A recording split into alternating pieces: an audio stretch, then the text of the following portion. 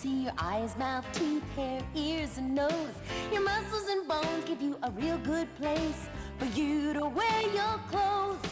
You've got your lungs and stomach and brain and heart, and what we think and feel is a very important part of how we put together why we do what we do, why I look like me and you look like you. It's a bunch of neat stuff. It's fun to know. Watch, listen, and learn with head to toe.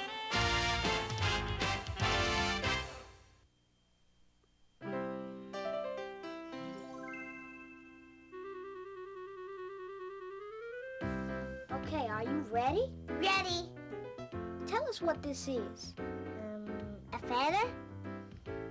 Are you sure? It's a feather. Correct.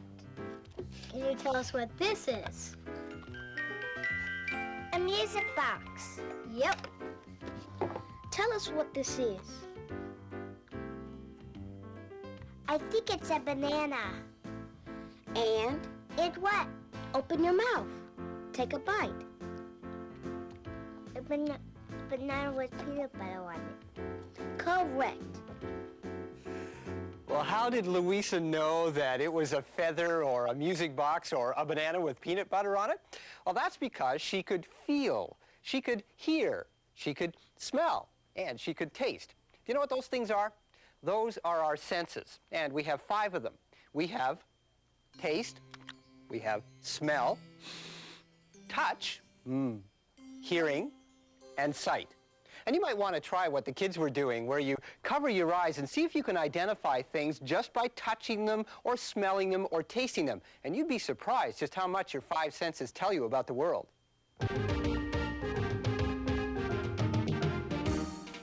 What part of you hears the ocean roar and the sound of rain as it starts to pour? What part of you hears your uncle snore? That's what your ears are for. That's what your ears are for. Won't you come and sing along, learning all day long, singing the senses song? What part of you can touch and explore the fur on a cat or the sand on the shore? What feels softness and sharpness and more? That's what your skin is for. That's what your skin is for. Won't you come and sing along, learning all day long, singing the senses song? What part of you can see the colors on the back of a bee and the shape of a dinosaur? That's what your eyes are for. What part of you would just adore to taste an apple down to the core? And everything else in the grocery store, that's what your mouth is for. That's what your mouth is for. And what part of you just can't ignore the smell of bread behind the oven door? What part of you smells galore? That's what your nose is for. That's what your nose is for. Won't you come and sing along, learning all day long, singing the senses song? I'll get it. Hello? Just a moment. It's for you, Bird. Thanks, Bob. Hang on. You know what this is, right? It's a telephone, and it can help us think about how our 5 senses work. When I speak into the telephone, my voice goes in here, right? But does it stay right there? Well, of course not. It becomes a message that goes down this cord, and then it goes into another cord that goes into the wall, then through a whole bunch of other cords all the way across town until it gets to the person on the other end, and they get the message. Well, the same kind of thing happens in your ear. The sound goes into your ear, and your ear sends a message along a kind of cord. The cord in your body is called a nerve. Where do you think these nerves go? To your brain. That's the place inside of your head that controls your body. Your brain gets the message that you're hearing something. It works the same way with all of your senses: hearing, taste, smell, sight, and touch. When you taste some food with your mouth, the taste doesn't stop there. Your mouth sends a message along nerves straight to your brain. When you smell something with your nose, or see something with your eyes, or touch something with your hand, or feel something with your foot, all of those messages are sent to your brain through nerves. And the nerves end up here in your brain. That's in my head? Yeah, it's hard to believe, isn't it? Your brain is kind of folded on itself and wrinkled, and it's actually spongy and kind of soft, but it sits in your head just like this. Cool. Yeah, this brain's a little bigger than a real one, just so that we can see it. Actually, Larry over here can show us what the brain really looks like in the head. Let's suppose that Larry has a splitting headache today, okay? We can cut his head right down the middle, and inside, there's the brain. Can you see how it completely fills the top part of the head there?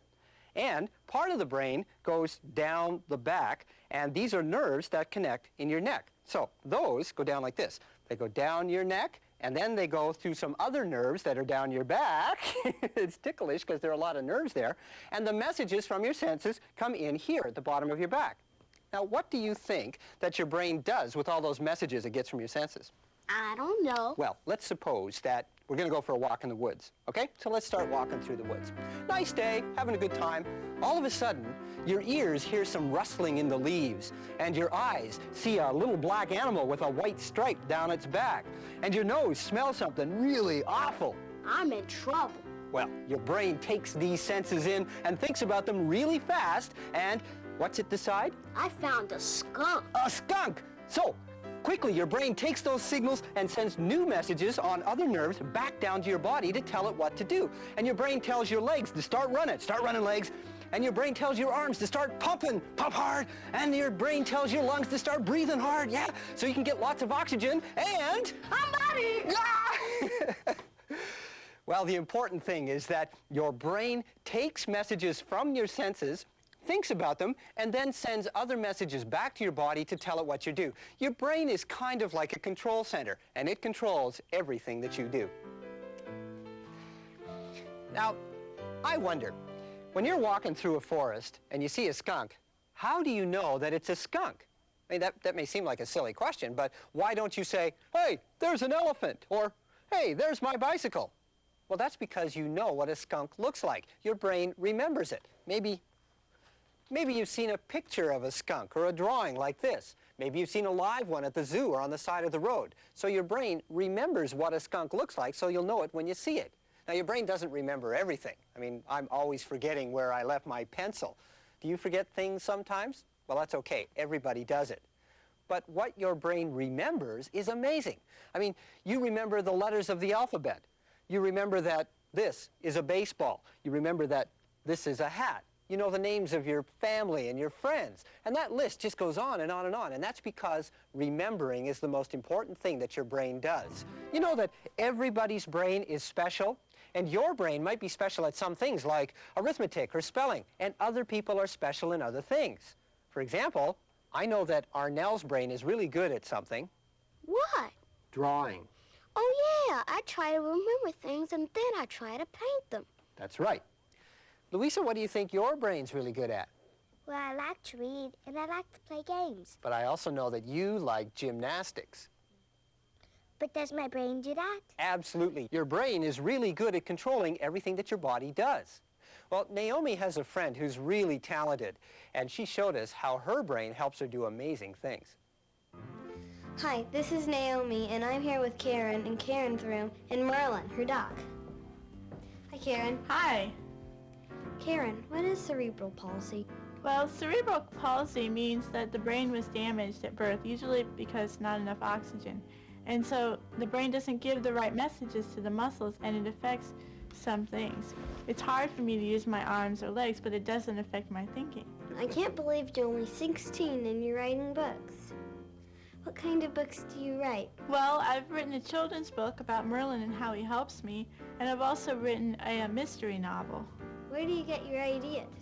Well, just anywhere. A lot of times people I know will become characters in my books, and ideas that I think of or of things that I see and hear. What other things do you write? Well, I write for the school newspaper, which is called The Whole Press, and I also have written some essays and short stories. Do you have any problems getting around at school? Sometimes. They've done a lot to help people with disabilities at school by making things more accessible. But a lot of times it's hard because people who aren't in wheelchairs don't know what to do around people who are. How does Merlin help you at school? Well, he carries my books for me. How does he help you around the house? Well, he's trained to retrieve things that I drop because I can't reach the floor when I'm in my wheelchair. And he can go and get my mom if I need her. He opens the door for me, turns lights on and off, all kinds of things.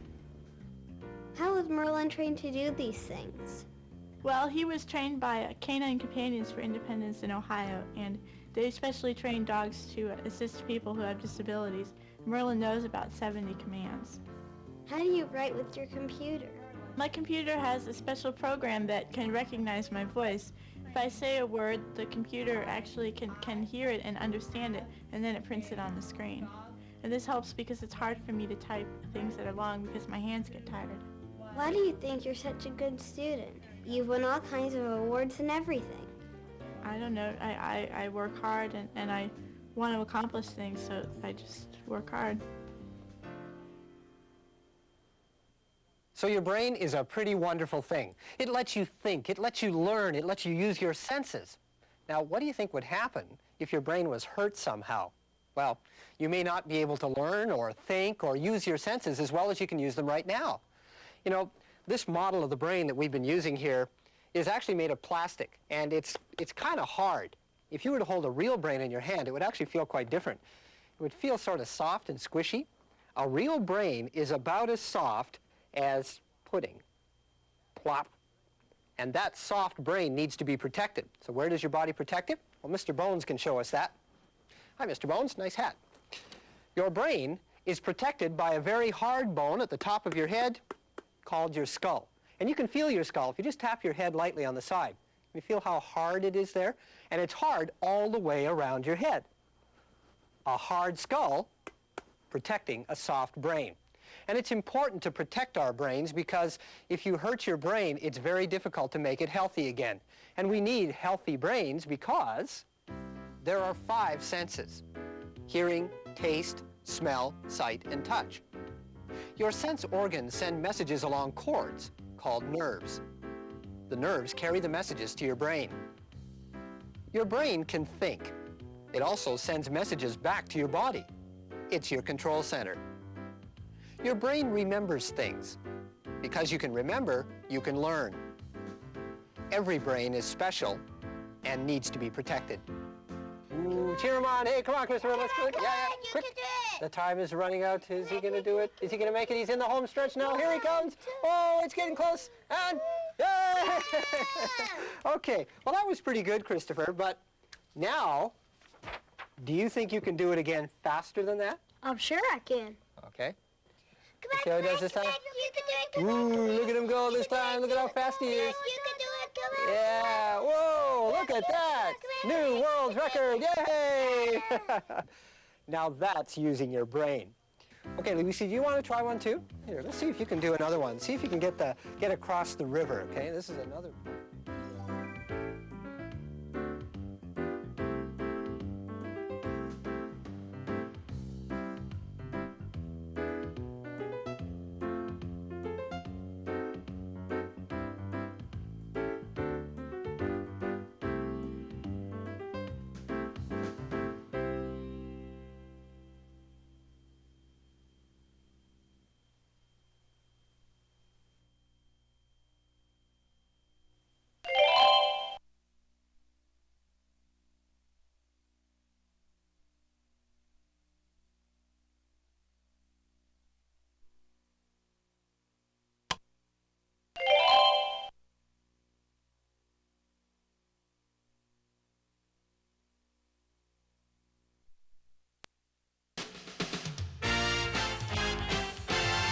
When you get up in the morning and look in the mirror, you see your eyes, mouth, teeth, hair, ears, and nose. Your muscles and bones give you a real good place for you to wear your clothes. You've got your lungs and stomach and brain and heart, and what we think and feel is a very important part of how we're put together, why we do what we do, why I look like me and you look like you. It's a bunch of neat stuff. It's fun to know. Watch, listen, and learn with head to toe.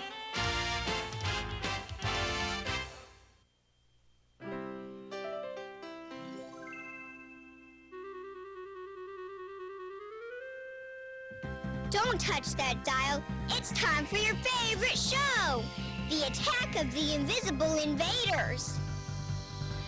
Sparky, we're being attacked by invisible invaders. You mean space aliens? No, worse than space aliens. You mean ghosts? No, we don't believe in ghosts. These invisible invaders are for real. You mean Yes, Sparky, we're being attacked by germs? Be sure to tune in next time when Sparky says, I don't feel so good. the end. Bye. Have a good flight. Say goodbye, bird. Attack of the Invisible Invaders? It sounds like some kind of scary movie. Ooh. But you know, invisible invaders really do exist. We call them germs. And germs are so small that you can only see them through a microscope. Germs float through the air, they land on your furniture, they cling to your drinking glass. Ugh. They even land on your skin. Germs are everywhere. And it's important that we think about germs because if they get inside your body, you can become really sick. And we all know that getting sick isn't much fun.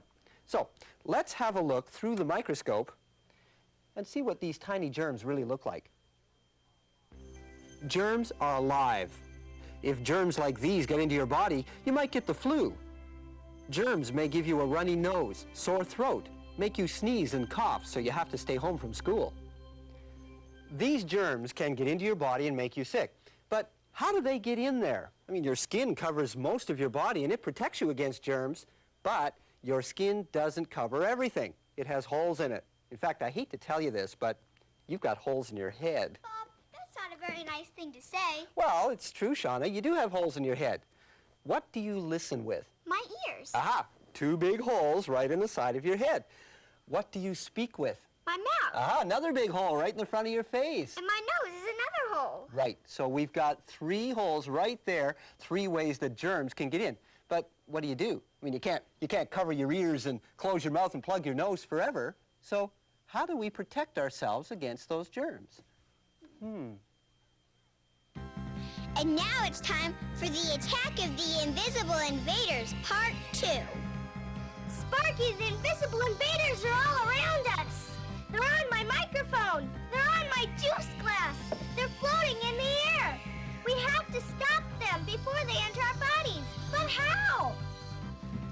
Sparky, what are you doing? No germs can attack me in here. There has to be an easier way. Well, Sam's right. Germs are everywhere, but you don't have to wear a rubber suit and a mask to keep them out of your body. There are other things you can do, things that are really easy. What do you think is the best way to protect yourself from germs? Should you clean your room, wash your hands, Or comb your hair. what do you think is the best way to keep germs out of your body? You decide. Well, what did you decide? Shauna, do you know the answer? Wash your hands. Right. When you wash your hands, you can see that dirt gets cleaned away. But what you don't see is that most of the germs on your hands get killed. That's because soap and water kill germs. And your hands can have a lot of germs on them. Why? Because we use our hands for everything. Hello, ladies and germs. And speaking of those cuckoo nutty little wacko germs, nobody wants them. So here's a little tune about what you can do to get rid of them. What you gonna do today? What things will you make? What games will you play? Whatever you choose, you're probably gonna use your hands. Are you gonna tie your shoes? Will you comb your hair? Will you read the news? Even just reading, buddy, you'll be needing those hands.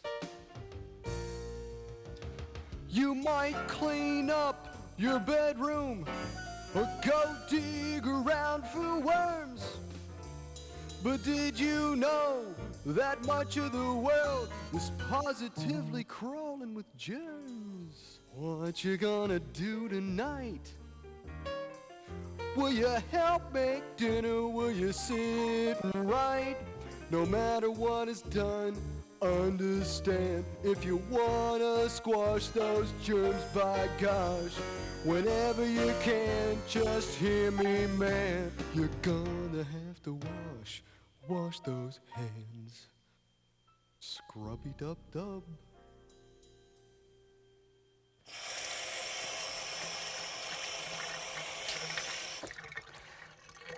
Every time you touch something, there's a chance that germs get onto your hands. So then when you touch your face, like around your eyes or your nose or your mouth, those germs could get into your body. But if you wash your hands with soap and water, that kills a lot of the germs on your hands, so there aren't as many of them to get into your body. And there are some other things you can do as well. Suppose you're outside playing and you fall down and you cut yourself. You know, I mean, it happens all the time. You scrape your knee. Well, that cut becomes another hole in your body. So if you wash the cut with soap and water, then that can prevent germs from getting in. Here's something else. Suppose you're thirsty. You'd like a drink? Go over to the sink, and you see a glass sitting there. But other people have been drinking from this glass before you. Should you take a drink from it? Yes or no? Well, the answer is no. The people who drank from this glass before you left germs around the rim. So when you drink from it, those germs can go into your mouth and into your body. So wash the glass before you drink from it. One more thing. Suppose a friend of yours got a really nice big lollipop and has been licking it away, and they offer you a lick. Should you lick the lollipop? Yes or no? Even though you can't see them, the germs are there, and they could make you sick. But you know something? Oh, hi, Mr. Bones. Nice mask. Your body is very, very good at fighting germs. Inside of your body are millions of special cells, a tiny army of germ killers that live in your blood. When germs get into your body, these special cells find the germs and attack them.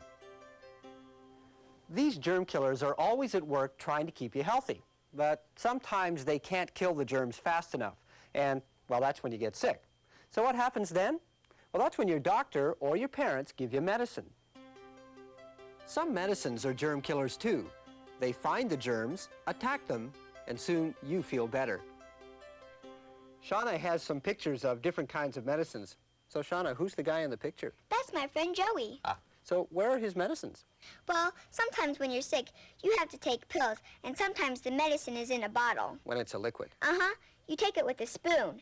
This really isn't medicine, but when you're sick, getting rest is good because that helps kill germs too. And sometimes you have to go to the doctor, and he gives you a shot. Do you like getting shots? No, I hate them. Why? Because they hurt. Oh, well, sometimes they sting just a little bit, but that's only for a moment. Then the germs are killed faster and you feel better that much quicker. So what's your last picture? That's Joey. Joey, where? Well, he got a shot, so he felt better and he went out to play. I should have known. You know, before we had medicine, kids got sick a lot more than they do today.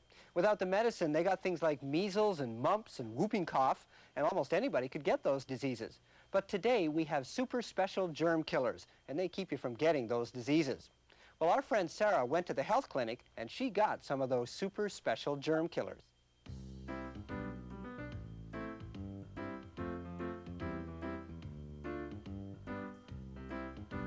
But Dad, I'm not sick.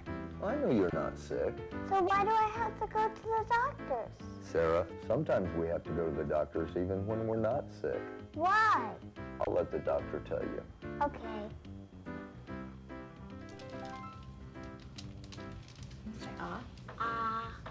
I'm not sick. Oh, I know you're not sick. In fact, you look very healthy.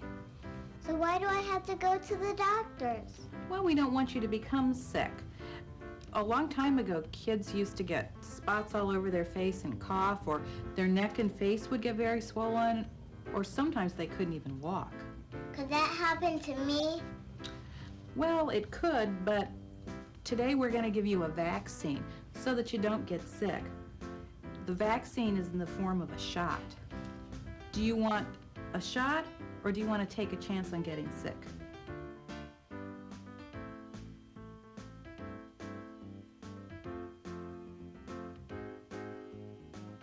I think I want to have a shot.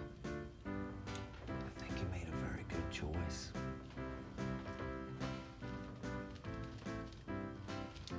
I know I did. Invisible invaders called germs are all around you.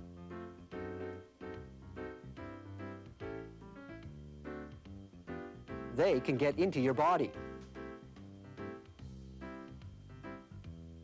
You get a lot of germs on your hands, but soap and water kills germs.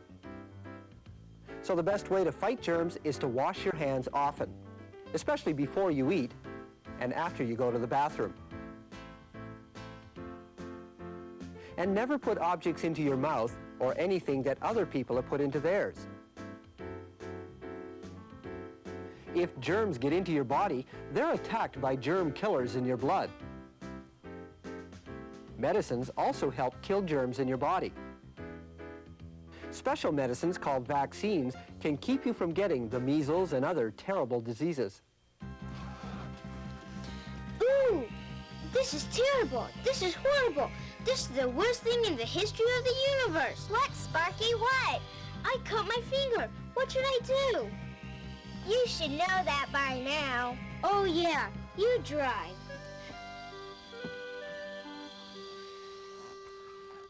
Will Sparky be okay?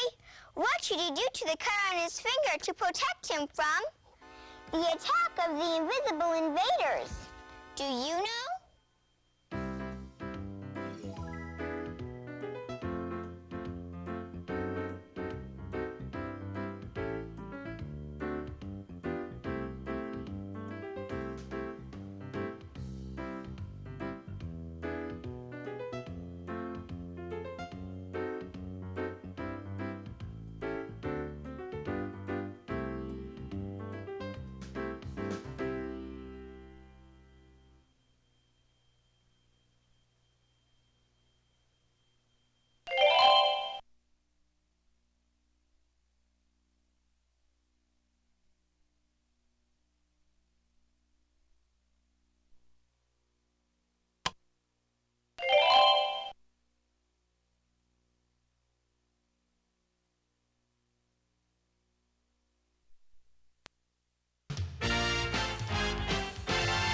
When you get up in the morning and look in the mirror, you see your eyes, mouth, teeth, hair, ears, and nose. Your muscles and bones give you a real good place for you to wear your clothes. You've got your lungs and stomach and brain and heart, and what we think and feel is a very important part of how we're put together, why we do what we do, why I look like me and you look like you. It's a bunch of neat stuff. It's fun to know. Watch, listen, and learn with head to toe.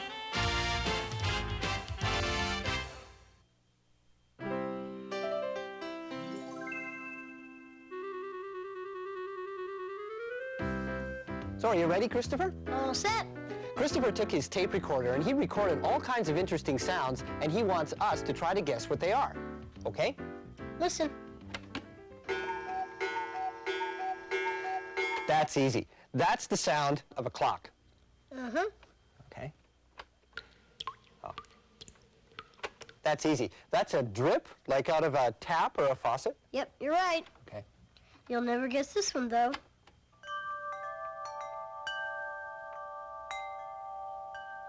Gee. That sounded like somebody playing some kind of musical instrument. No, that was wind chimes. Wind chimes. Whoa, did you get that? Wind chimes? Wow, that was great, Christopher. I've got some more. Okay. There are so many different kinds of sounds, and they tell us so much about the world. Have you ever taken the time to just stop and listen?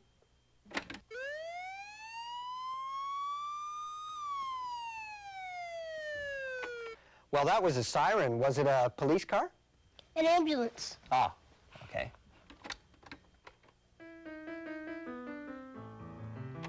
Well, that's a piano. Do you play the piano? No, my brother does. Oh, you just play the tape recorder, right? Very funny.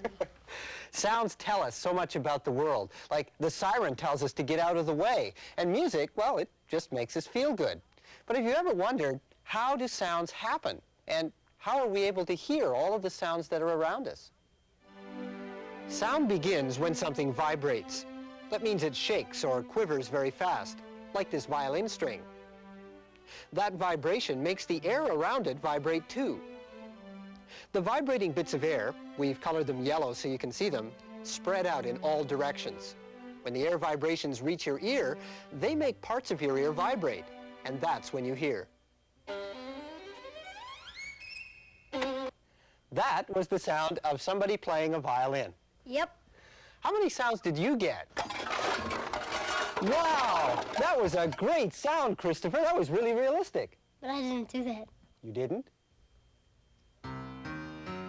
Uh-oh.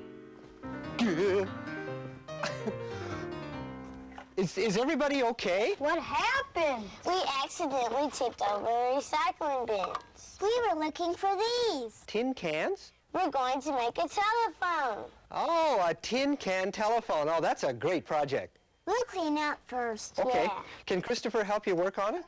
Okay, you guys get busy there. Have you ever done that? Tried to make a telephone out of 2 tin cans and a string? It's a great thing to do because it really shows you how sound comes from vibrations.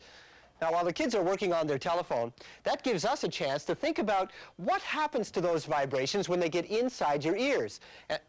Oh, hi, Mr. Bones. Nice earmuffs. When somebody says ears, what do you think of? These things, right? Well, here's a model of your ears, and it shows you what your ear looks like on the outside and on the inside. Now, let's talk about the outside part first.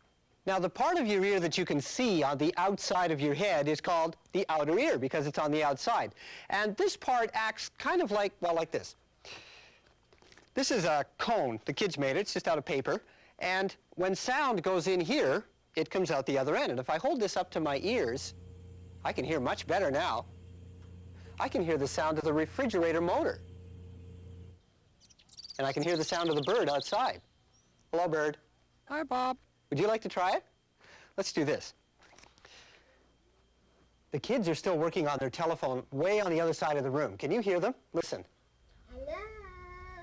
You can hear them a little bit, but they're kind of far away. Now let's try it with this. We'll bring down our microphone here so you can hear better. Now, listen to what happens when I put the cone over top. What's it sound like now? B-E-T. What? B-E-T. Can you hear them better now? It must be fun. Now listen to what happens when I turn it over this way. Can you hear them now? Not as well. You hear best when your ears are pointed right at the sound. Joy, I'm going to the museum today. Are you going?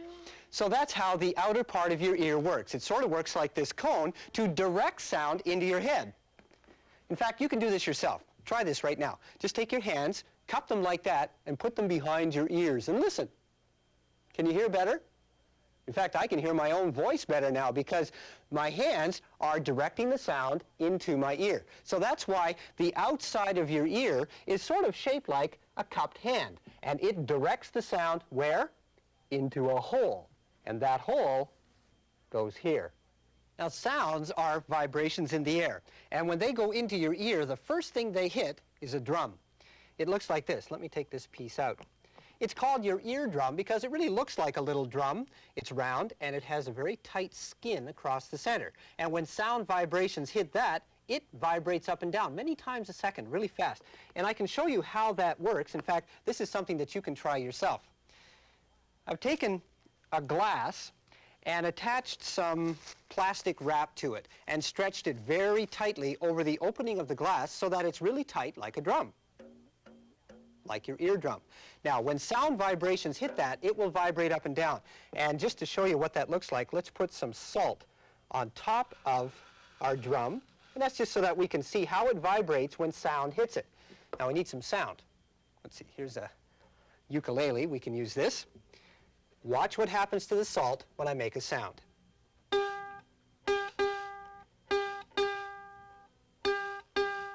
Can you see how the salt vibrates? It dances around. That's because the surface of the drum is bouncing up and down, vibrating when the sound vibrations hit it. Sort of dancing to the music. In fact, it'll also work with my voice. La, la, la, la, la. So that's what happens when sound goes into your ear. The sound vibrations cause your eardrum to vibrate back and forth many times a second, like the salt was on the glass. Now, attached to your eardrum are 3 very tiny little bones. They're actually the smallest bones in your body. And this is called the middle ear because it's kind of in the middle of your ear. And when your eardrum vibrates like this, those bones vibrate back and forth. The bones are attached to another piece called your inner ear because it's farther in, and it's a round part right here that has liquid inside it. Now, what do you think happens when these bones vibrate? What happens to the liquid? Well, the liquid's going to vibrate too, right? So in fact, your whole ear actually vibrates and moves back and forth every time you hear a sound. Now, when that liquid moves inside, it touches a special nerve, and that nerve sends a signal off to your brain, and your brain says, I hear a sound. And I hear a sound. I'll get it. Oh, hi, Bert. Come on in. Hi, it's good to see you. Oh, I guess I should say, hi, Bert. Is this for us? Oh, I'm sorry, it's so heavy. Thank you for bringing it. Oh, I'll put it over here. Hey, Bert, do you have time to meet somebody? Sure. This is our friend Bert. He brings a lot of the neat things that come to this place. Oh, hi, Joy. Hi. You two know each other? Yes. Oh, wow.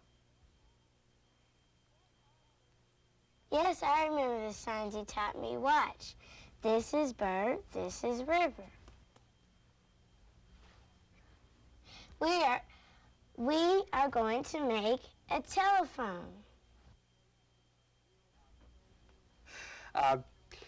We'll show you when it's finished. Oh, okay. Bye, Bert. Sorry you gotta go. I have to go to work on the telephone. Okay, you go work on that with the other kids. Gee, I wonder what this is. Fun stuff. I'll have to open that later. Do you hear all of the sounds around you? Are your ears okay? Well, one of the ways that you can find out is to have your ears tested. And that's what Diego did last week. And I'm going to put these on. We're going to do one ear at a time.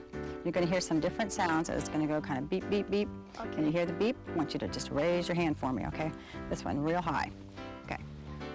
If you have any questions, you stop me.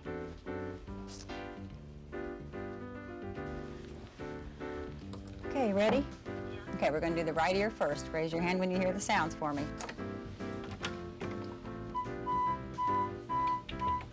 Good. Now it's going to get softer. Listen for this one.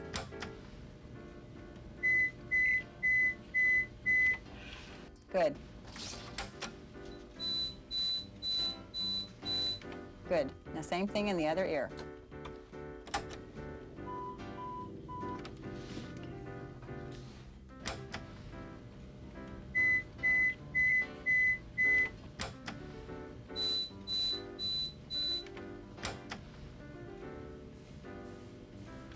Good job.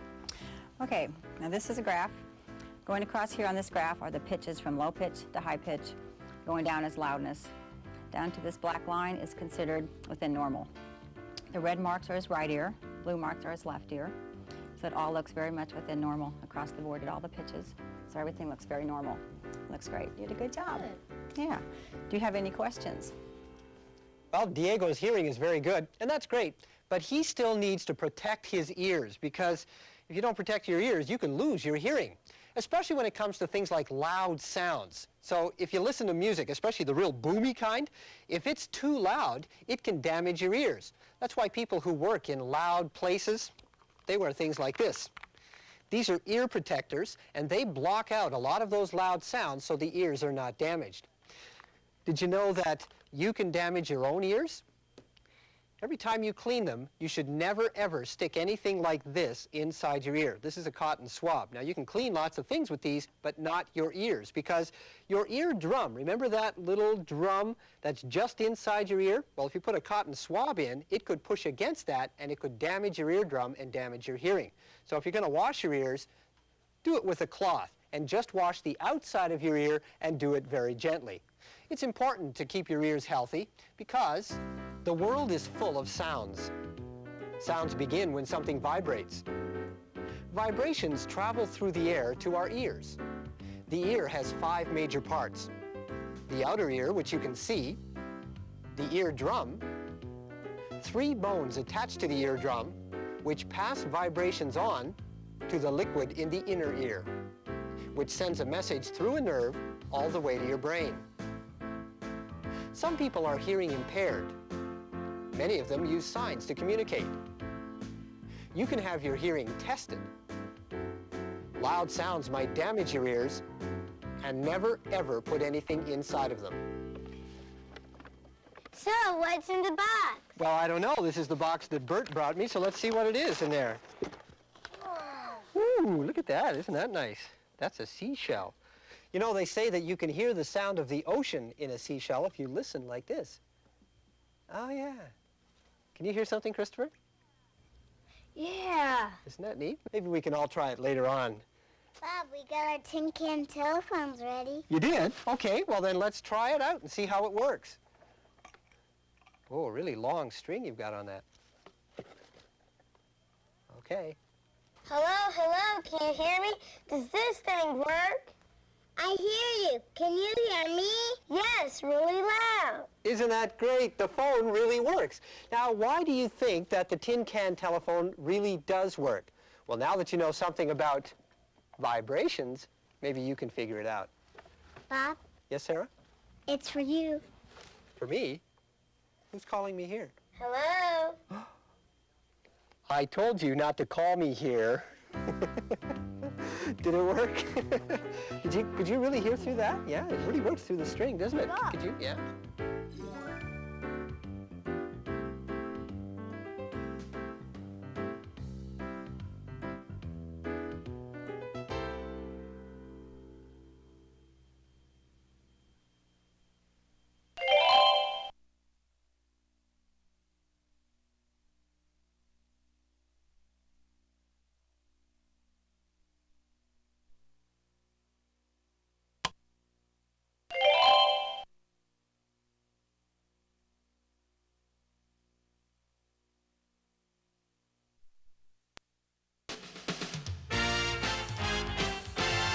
When you get up in the morning and look in the mirror, you see your eyes, mouth, teeth, hair, ears, and nose. Your muscles and bones give you a real good place for you to wear your clothes. You've got your lungs and stomach and brain and heart, and what we think and feel is a very important part of how we're put together, why we do what we do, why I look like me and you look like you. It's a bunch of neat stuff. It's fun to know. Watch, listen, and learn with head to toe.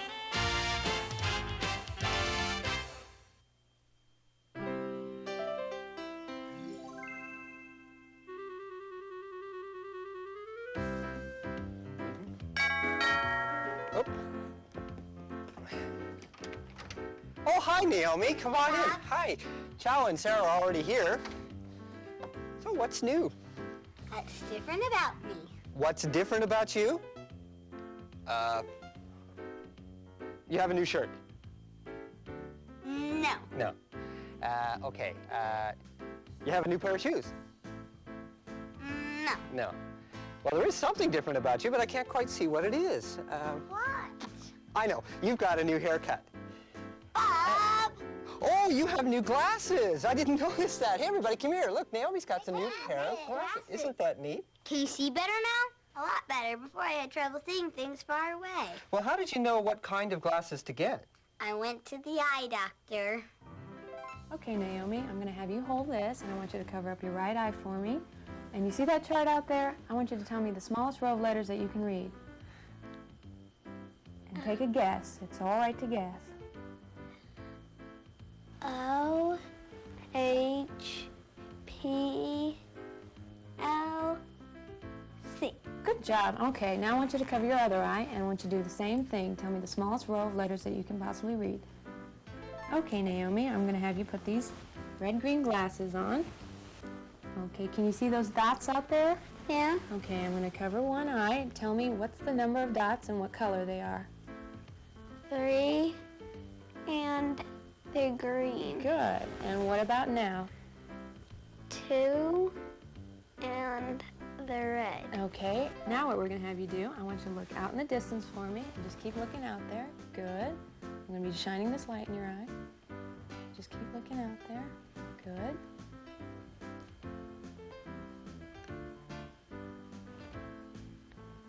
Okay, now what we're going to do is put some lenses in front of your eyes, and you go ahead and sit back and see if these lenses will improve your vision any.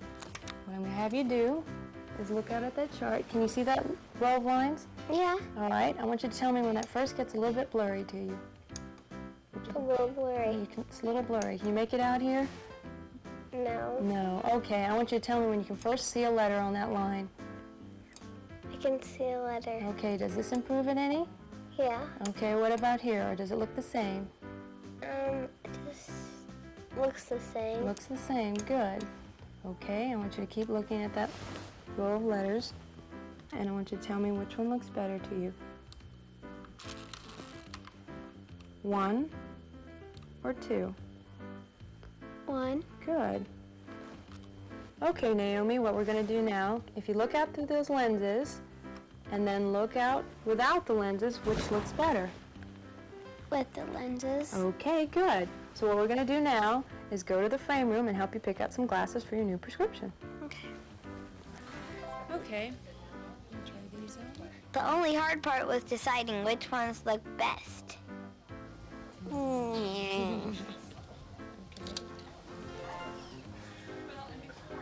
Yeah. I like these. And these are the ones I picked. Well, they look great. Well, you know, since we're talking about glasses, this might be a good time to think about how our eyes work. Do you guys know how your eyes work? No, not really. Well, let's go over here and have a look at what the eye looks like on the inside. This is a model of the eye.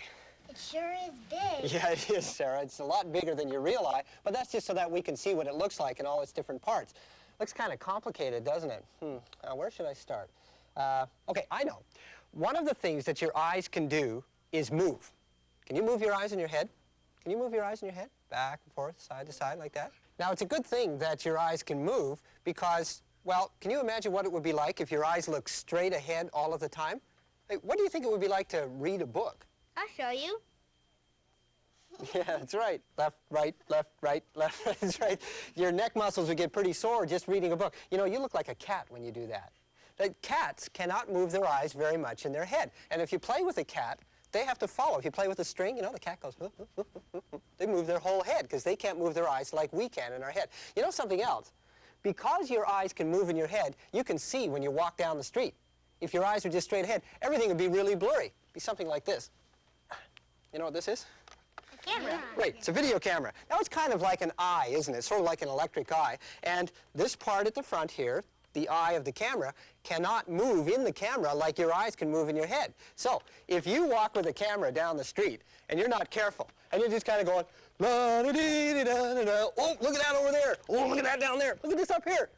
The picture gets really blurry, right, because it's moving too fast. It can't compensate. But when you walk down the street, you can move your head and your eyes stay pointed straight ahead. Can you do that?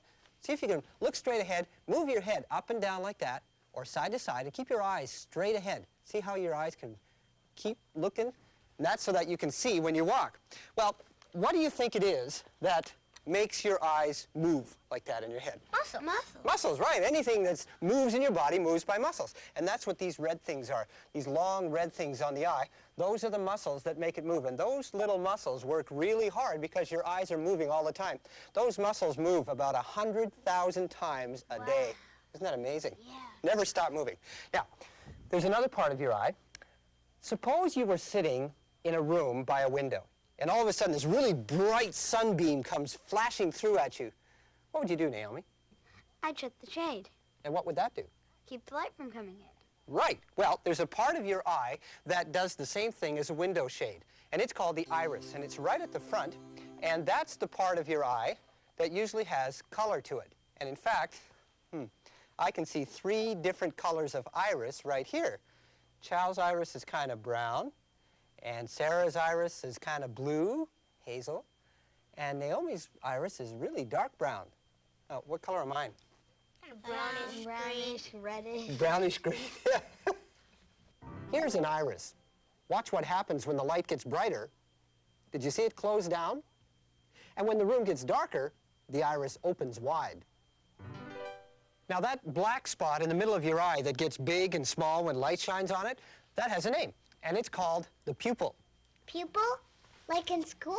Well, yeah, it's got the same name as the pupils in school, Sarah, but this one's a little different. Let's look at the pupil that's in the iris of this eye. We'll take it apart here. First, we'll take the muscles off, these red things. Remember the muscles that let your eye move in all those different ways? And we'll take the eyeball off the top here.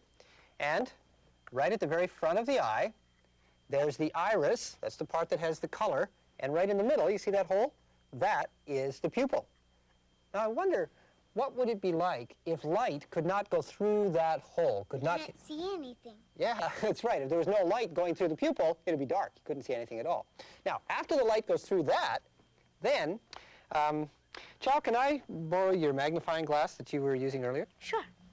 Do you want to look at something with it?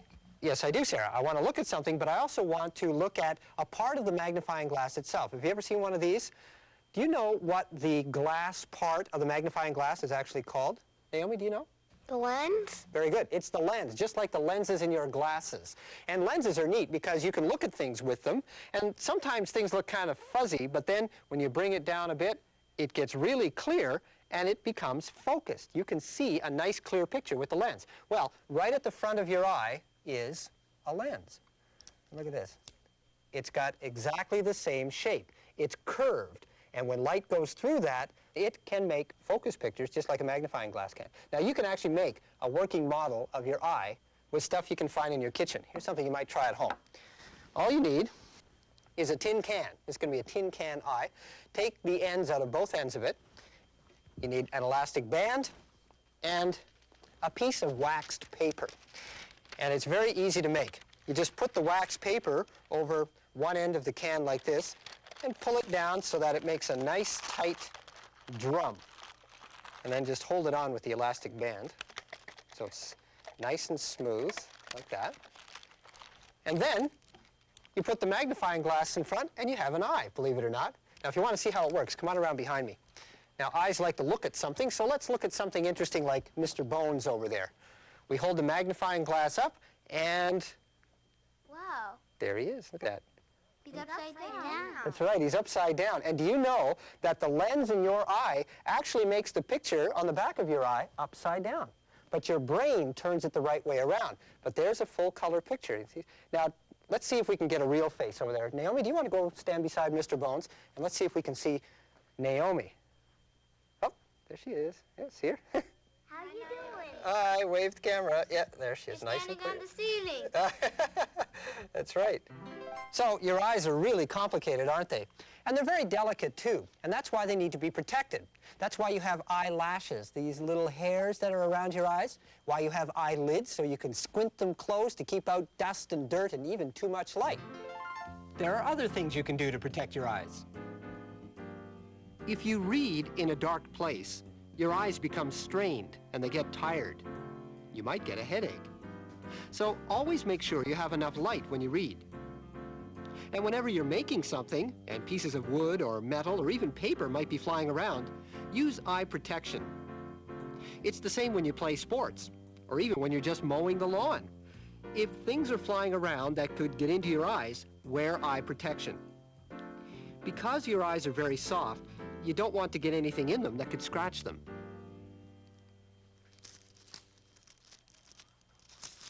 Bob? Sarah, what's the matter? Why are you crying? I'm not crying. I just got something in my eye. Something in your eye. Turn around here. Let me see. Look up. Oh, yeah. I think you've got a hair in it. Just a minute. See if I can get it here with this tissue. Here, we'll wipe up your tear. Okay, just turn around a little. Okay, watch. There it is. There. I think I got it. Does that feel better? Yes, thank you. You're welcome. Bob? Yeah? Why did my eye cry when I got something in it? Why did you cry? Well, that's your eye's way of washing itself. You know, tears aren't just for crying. They're there all the time, and they keep your eye nice and moist. And whenever your eye feels something in it, like a piece of dirt or this hair that you got in there, then your eye turns the tears on, and the tears wash whatever it was away. Oh, so crying is good sometimes. Yeah, absolutely. See ya. You know, Sarah did the right thing in telling me that she had something in her eye. If you ever get something in your eye, tell an adult. And don't try to rub it, because that could actually make it worse. Some people's eyes don't work very well. They see the world kind of fuzzy like this. So their eyes need help, and they put on glasses. And the glasses make everything clear, and they can see much better. Your eye has many parts.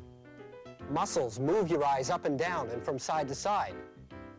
The iris opens and closes, like a window shade, to control the amount of light.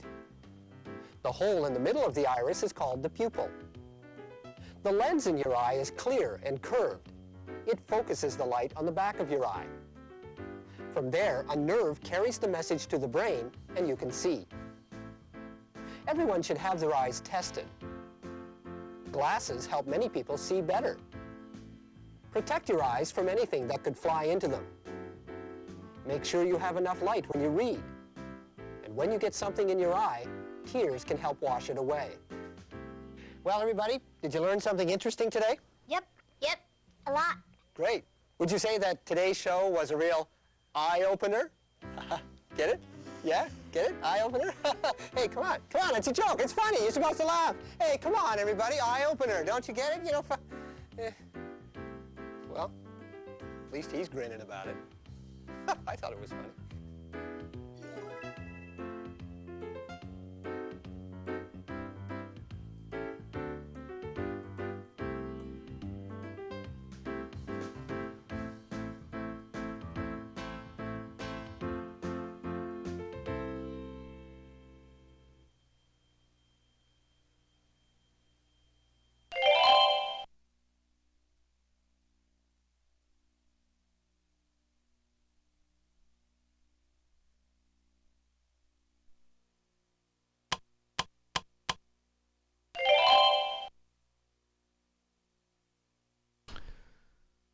Well, that's number 3.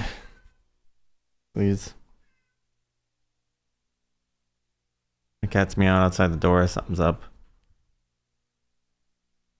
I actually take a break for a few after these, after this one, so see what's going on.